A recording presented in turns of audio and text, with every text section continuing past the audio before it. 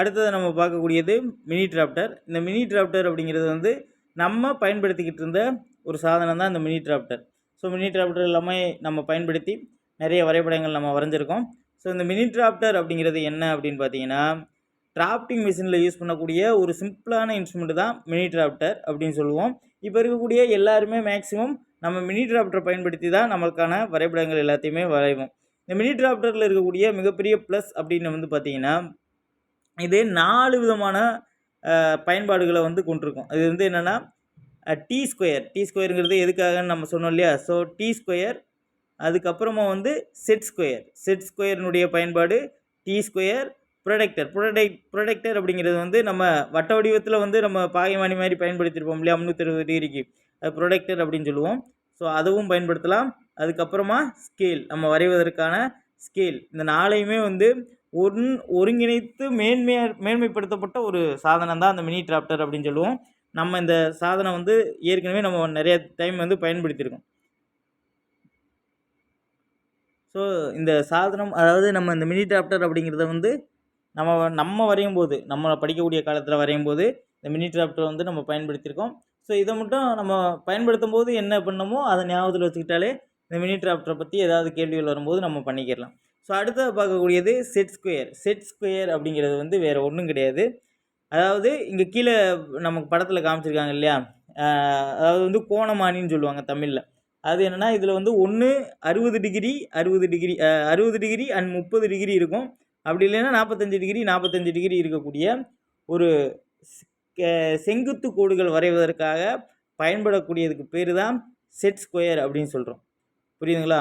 அடுத்ததை நம்ம பார்க்கக்கூடியது ரொம்ப ரொம்ப ரொம்ப இம்பார்ட்டண்ட்டானது, பொறியாளர்களின் அளவுகோல்கள், அதாவது ஸ்கேல்ஸ், இன்ஜினியர் ஸ்கேல்ஸ். இந்த ஸ்கேல்ஸ் அப்படிங்கிறது வந்து இந்த ஸ்கேலை வச்சு தான் எல்லாமே நம்ம படங்கள் எல்லாமே வரைகிறோம். அந்த ஸ்கேலோட பயன்பாடு நமக்கு ரொம்ப ரொம்ப முக்கியம். எல்லா டிராயிங்லேயும் இந்த ஸ்கேல் மென்ஷன் பண்ணாமல் இருக்க மாட்டாங்க. சம் ஃப்ரீ ஹேண்ட் டிராயிங், அதாவது வந்து அளவுகள் இல்லாமல் வரையப்பட்ட சில படங்கள் தவிர்த்து எல்லாத்துலேயுமே இந்த அளவுகோல்கள் அப்படிங்கிறது வந்து மிக மிக மிக அவசியமான எல்லாத்துக்கும் தெரிஞ்சிருக்க வேண்டிய ஒரு விஷயம். இதில் வந்து பார்த்திங்கன்னா, நம்ம ஏற்கனவே சொல்லியிருக்கோம், ஸ்கேல் அப்படிங்கிறது வந்து என்னென்னா, ஒரு பொருள் வந்து என்ன மாதிரியான சைஸில் இருக்குது, அதை நம்ம ஏற்கனவே உங்களுக்கு முன்னாடி நான் நடத்தும் போது சொல்லியிருப்பேன்.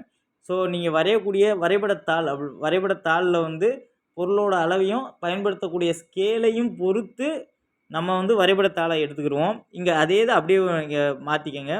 ஒரு ஸ்கேலை நீங்கள் எடுக்கணும், நீங்கள் எந்த ஸ்கேலை பயன்படுத்த போகிறீங்களோ அதுக்கு நீங்கள் எடுத்திருக்கக்கூடிய அந்த வரைபடத்தாளின் அளவிற்கு, பொருளின் அளவிற்கும் மேட்ச் ஆகிற மாதிரி நம்ம ஸ்கேல்ஸை வந்து பயன்படுத்தணும். இதில் வந்து பார்த்திங்கன்னா, ஒன்று வந்து முழு அளவில், அதாவது ஃபுல் சைஸ், என்ன சைஸ் இருக்கோ அதே தான் அப்படியே நம்ம டிராயிங்கில் கொண்டு வர்றதுக்கு பேர் ஃபுல் சைஸ் அப்படின்னு சொல்லுவோம். அடுத்ததாக குறைக்கப்பட்ட அளவு, அதாவது குறைக்கப்பட்ட அளவுனா நம்ம மேக்ஸிமம் ரெடியூஸ்டு சைஸ், அதாவது பெரியதை வந்து சின்னதாக வந்து குறைக்கப்பட்ட அளவில் வந்து நம்ம வச்சுருப்போம்.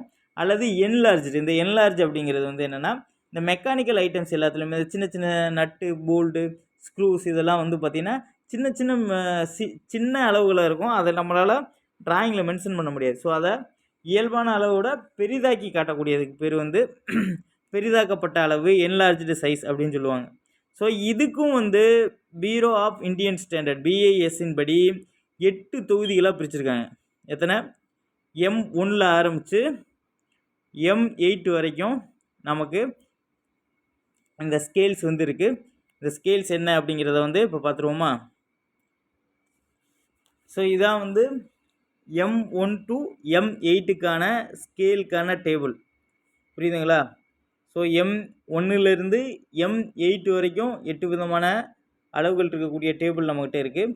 ஸோ முதல்ல நம்ம பார்க்கக்கூடியது M1. ஸோ M1 அப்படிங்கும்போது இது வந்து ஃபுல் சைஸ்னால் என்ன அளவு, அதாவது 1 மீட்டரை வந்து 1 மீட்டராகவே கன்சிடர் பண்ணோம் அப்படின்னா 1:1, அதான் வந்து முழு அளவு என்ன சைஸோ அதை அப்படியே நம்ம கன்சிடர் பண்ணுறோம். ஸோ இது வந்து M1 பொறுத்த வரைக்கும் 2 விதமான ஸ்கேல் இருக்கும். ஒன்று வந்து 1:1, அனதர் 1:2. ஸோ 1:1, இன்னொன்று வந்து 1:2. இந்த 1:2ங்கிறது வந்து என்ன அப்படின்னு பார்த்தீங்கன்னா, 1 மீட்டரை வந்து என்ன பண்ணுறோம், 50 சென்டிமீட்டர் என்ன கன்சிடர் பண்ணுறோம், 1 மீட்டரை கன்சிடர் பண்ணிக்கிறோம். புரியுதுங்களா? ஸோ இதில் 50 சென்டிமீட்டர் அப்படிங்கிறது என்னென்னா பேப்பரில் இருக்கக்கூடிய சைஸ், மீட்டர் அப்படிங்கிறது கிரவுண்டில் இருக்கக்கூடியது அல்லது பொருளின் அளவு வந்து இங்கே வந்து மீட்டரில் இங்கே பின்னாடி மென்ஷன் பண்ணியிருக்கக்கூடிய எல்லாமே பொருளோட அளவு. இங்கே முன்னாடி மென்ஷன் பண்ணியிருக்கக்கூடிய எல்லாமே வந்து என்னென்னு பார்த்தீங்கன்னா உங்களுக்கு நம்ம வரைபடத்தாளில் வரையக்கூடிய அந்த நீளம். ஸோ அதுக்கு தான் நம்ம ஸ்கேல் வந்து கன்வெர்ட் பண்ணுறோம். இதை நல்லா புரிஞ்சுக்கங்க, குழப்பிடக்கூடாது. சரியா? So 50 centimetre to a metre அப்படின்னா நம்ம மேப்பில் 50 சென்டிமீட்டர் வரைஞ்சிருந்தோம் அப்படின்னா அது வந்து கிரவுண்டில் எவ்வளோவா இருக்கும், 1 மீட்டராக இருக்கும் அப்படின்னு அர்த்தம். புரியுதுங்களா? இதை வந்து நீங்கள் ஈஸியாக மனப்பாடம் பண்ணி எல்லாமே நான் முன்னாடியே சொன்ன மாதிரி தான். எதையுமே லாஜிக்காக ஃபுல்லாக வந்து டம்ப் பண்ணணும், எல்லாத்தையுமே மனசுக்குள்ளே போட்டு அப்படி மனனம் பண்ணி படிக்கணும் அப்படின்னு நினச்சிங்கன்னா போட்டித் தேர்வில் யாருனாலையுமே ஜெயிக்க முடியாது. ஸோ எந்த விஷயமே லாஜிக்காக படிங்க. எவ்வளோ சிம்பிளாக ஞாபகம் வச்சுக்கிற முடியுமோ அந்த மாதிரி சிம்பிளாக ஞாபகம் வச்சுக்கோங்க. புரியுதுங்களா? ஸோ இது வந்து இப்போ இந்த முதல்ல தெரியும் 100 சென்டிமீட்டரை வந்து என்ன பண்ணிடுவோம், 1 மீட்டர், அதாவது 100 சென்டிமீட்டராகவே எடுத்துக்கிறோம். அதாவது 1 மீட்டராகவே எடுத்துக்கிறோம். 100ல் பாதி எவ்வளோ, 50 வந்துருச்சா? ஸோ இந்த ரெண்டும் முடிஞ்சிருச்சு. அடுத்ததாக M2க்கு வரோம்.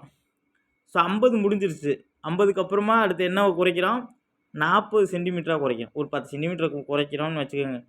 ஓகேவா? ஸோ 40 சென்டிமீட்டரை வந்து மீட்டராக மாற்றுறோம். அப்போ ஸ்கேல் என்னவா மாறுது, 1:2.5.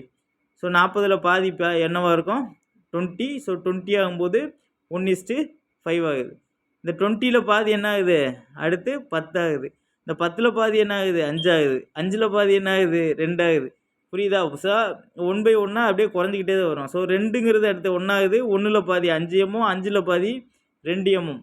புரியுதுங்களா? இப்படி வந்து அந்த டிவைடட் பை 2 தான் வந்து